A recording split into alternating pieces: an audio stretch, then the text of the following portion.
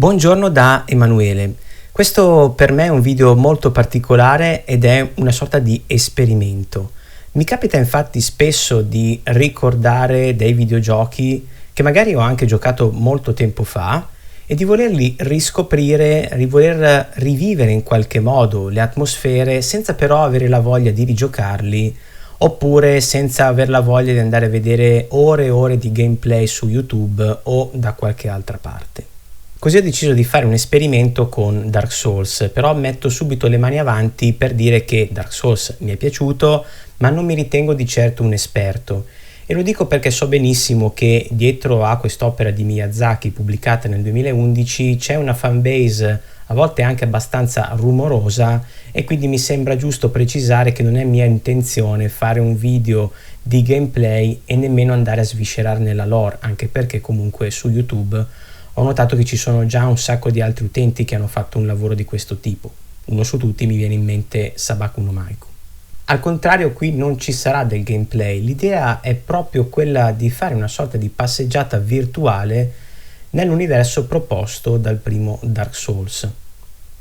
Spero possa essere un modo per godersi la sua particolarissima atmosfera, i suoi paesaggi, i suoi panorami e anche per apprezzarne la colonna sonora, ma soprattutto i rumori. Infatti ho alzato un po' la parte di sottofondo, quindi non vedrete combattimenti perché in realtà prima di registrare ogni clip ho sconfitto i nemici dell'area in cui ho effettuato la passeggiata e immagino che qualcuno potrebbe trovare noioso un video di questo tipo, ma non mi importa. Durante la passeggiata ogni tanto mi soffermerò anche a dire delle cose magari sì sulla vicenda, però ogni tanto racconterò anche le suggestioni che quel particolare paesaggio evoca nella mia mente o nel mio cuore. Direi che come preambolo è già abbastanza lungo, ma prima di ricominciare è giusto ricordarmi e ricordare la vicenda che fa da sfondo a Dark Souls. Buona visione.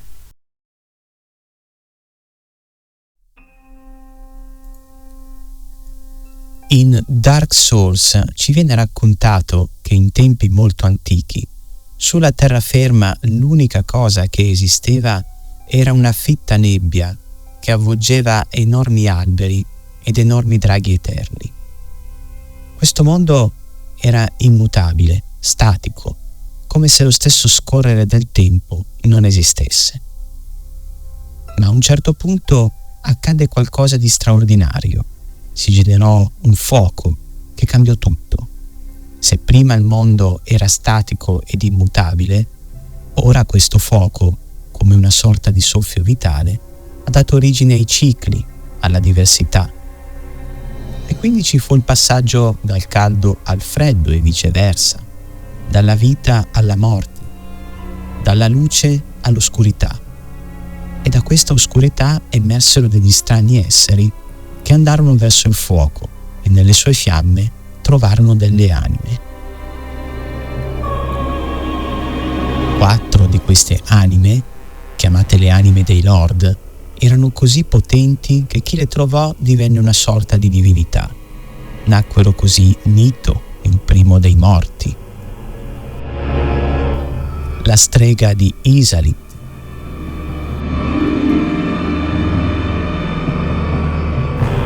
Giwin, il signore della luce,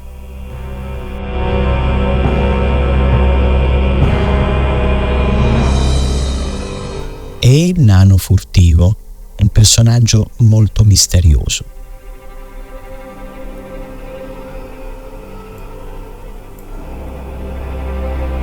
Nito, la strega di Izalith, Giwin e il suo esercito sfidarono i draghi con l'intento di dominare il mondo.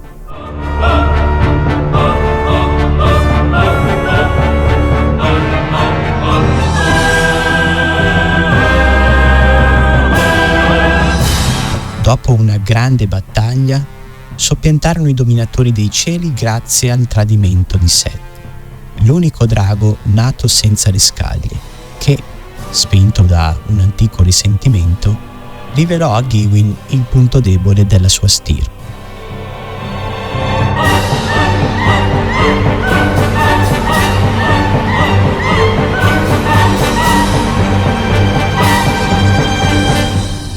Seguì un lungo periodo di prosperità chiamato l'Era del Fuoco. Tuttavia, i nuovi regni e tutto ciò che esisteva in questo nuovo mondo erano vincolati all'esistenza di quella fiamma primordiale, destinata a consumarsi nel tempo, in un mondo ora non più immutabile e soggetto al cambiamento. Per risolvere il problema, la strega di Isarit tentò con i suoi poteri di generare una nuova fiamma primordiale, ma l'esperimento fu un disastro, e da questo disastro si generò una fiamma corrotta, che purtroppo diede vita ai demoni. Gywin, il Signore della Luce, con un gesto disperato si immolò, gettandosi nella fiamma primordiale, come fosse un tizzone da ardere. Questo suo gesto effettivamente rinvigorerà il fuoco per molto tempo ancora, ma ora, all'inizio della nostra avventura, la fiamma si sta nuovamente spegnendo. Anzi, nell'introduzione di Dark Souls ci viene detto che di questo fuoco antico ora restano soltanto le braci e che tra i viventi ci sono alcuni individui segnati da un segno maledetto che li identifica come i potenziali protagonisti di una profezia. Secondo la profezia, un eroe è destinato a compiere un atto decisivo, rinnovare la fiamma morente oppure porre fine alla sua esistenza.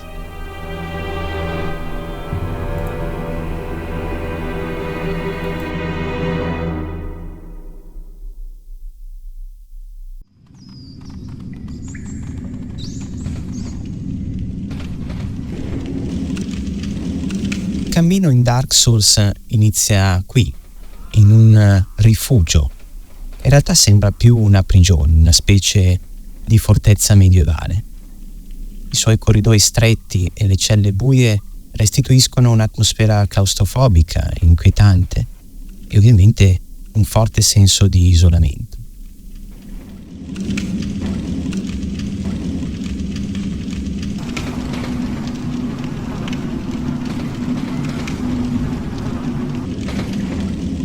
Proprio qui, in questa cella umida, è dove inizia il viaggio del nostro eroe.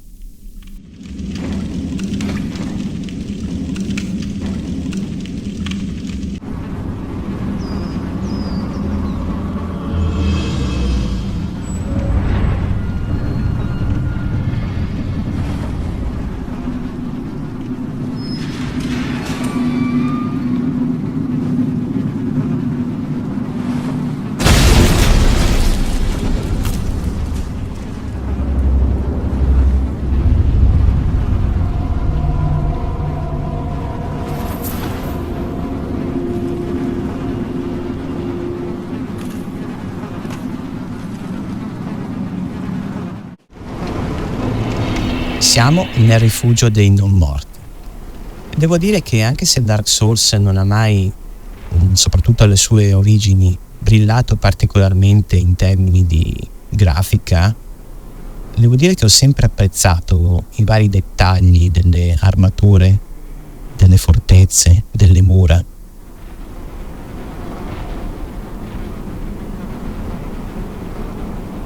Qui è da dove un amico ci ha gettato un dono.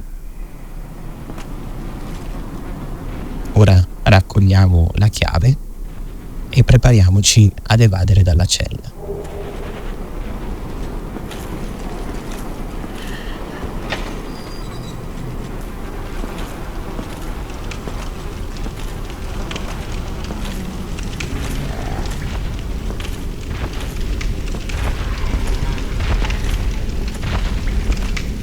Curioso che come prima cosa Dark Souls ci mette di fronte a un nemico inerme, un non morto preda della follia che sembra neanche rendersi conto della nostra presenza, mentre invece dall'altro lato di questa ferraglia si vede un boss che in realtà è un boss segreto, di cui però non vi racconto come raggiungerlo perché tanto su internet si trovano tantissime informazioni al riguardo.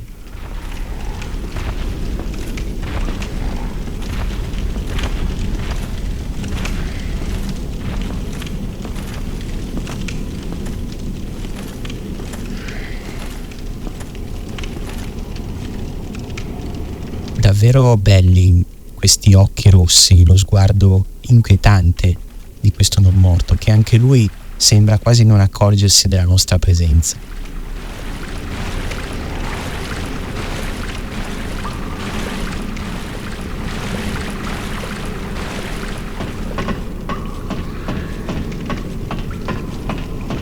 Saliamo le scale e arriviamo nella prima area aperta di Dark Souls, dove vediamo un altro simbolo importante di tutta questa saga, ovvero il falò.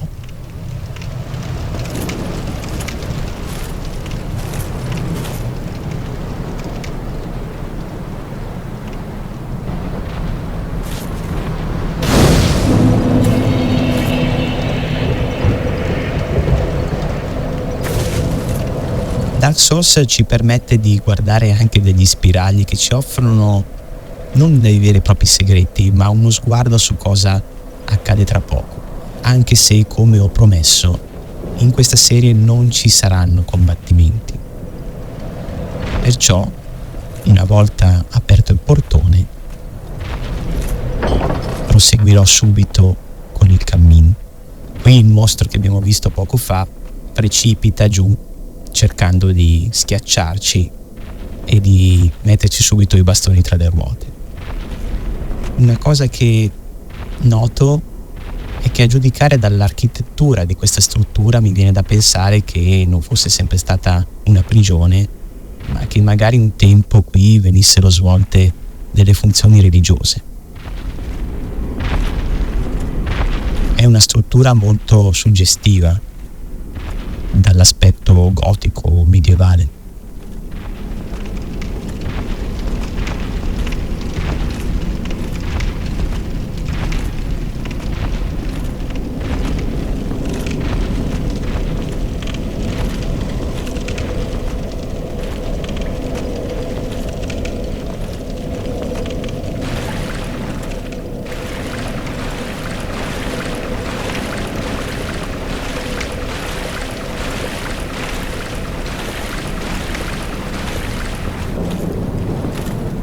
Questo è un tratto del rifugio dei non morti che mi piace particolarmente, perché il tetto crollato dà modo di vedere le nuvole fuori che sembrano non promettere nulla di buono.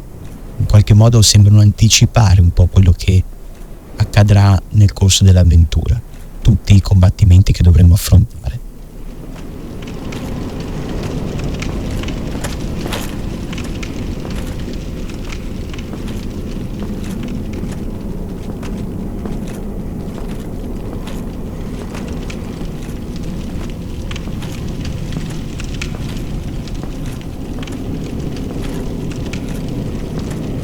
In questo tratto affrontiamo diversi nemici, impariamo a prendere confidenza con il sistema di controllo e ora siamo arrivati sopra, al piano di sopra, dove sotto c'era il falò. Molto bella questa architettura che ancora una volta sembrano ricordare edifici antichi che probabilmente si ispirano anche ad architetture presenti nel nostro mondo reale.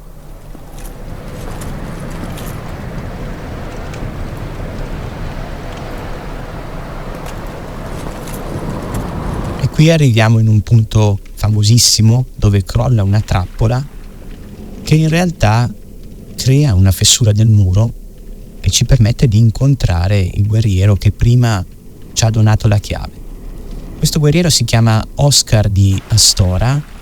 Secondo alcune indiscrezioni, gli sviluppatori pensavano inizialmente di dargli un ruolo molto più importante nell'avventura, ma se volete approfondire la storia di questo personaggio vi lascio in descrizione il link di un video che ha fatto un altro youtuber e che vi dà maggiori informazioni.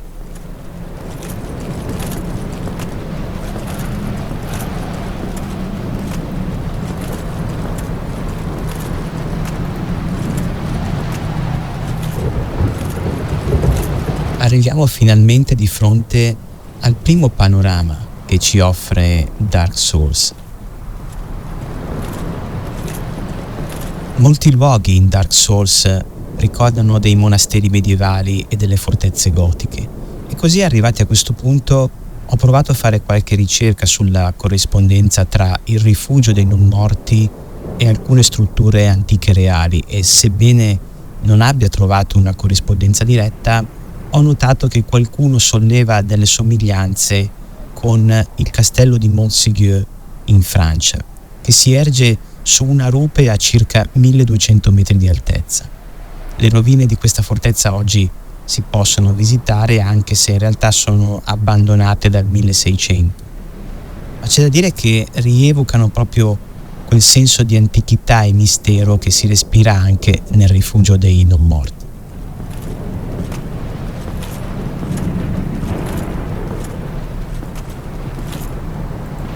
Proseguiamo il cammino.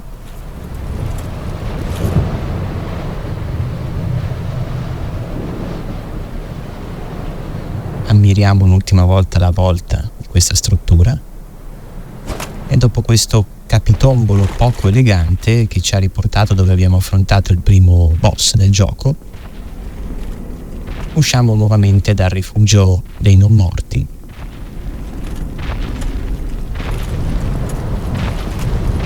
e qui fondamentalmente inizierà veramente il gioco.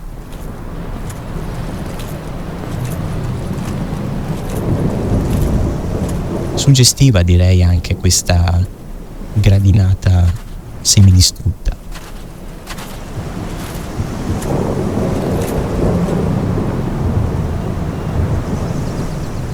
Dove ci sono anche delle lapidi, probabilmente di altri non morti che hanno tentato di evadere e che magari non ce l'hanno fatta.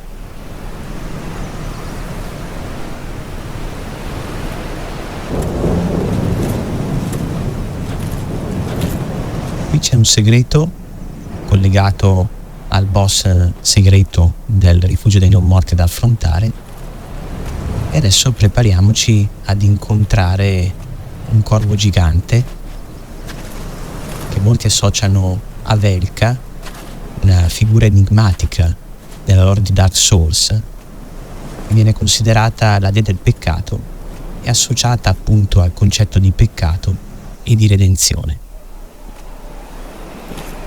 Only in the ancient legends it is stated that one day an undead shall be chosen.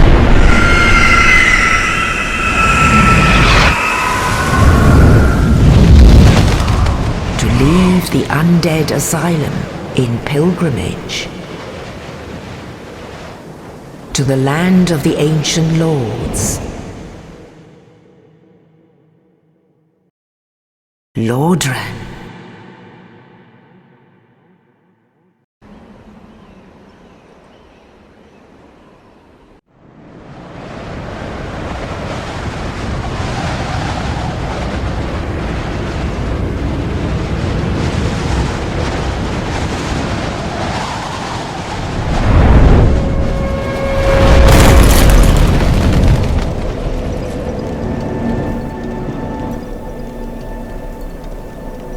Siamo arrivati a Lordran,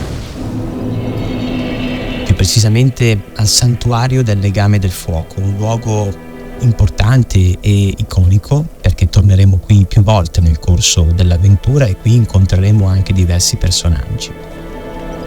Finisce qui anche questa prima puntata, questo primo esperimento. Grazie per aver camminato con me fino a questo punto. Al prossimo video.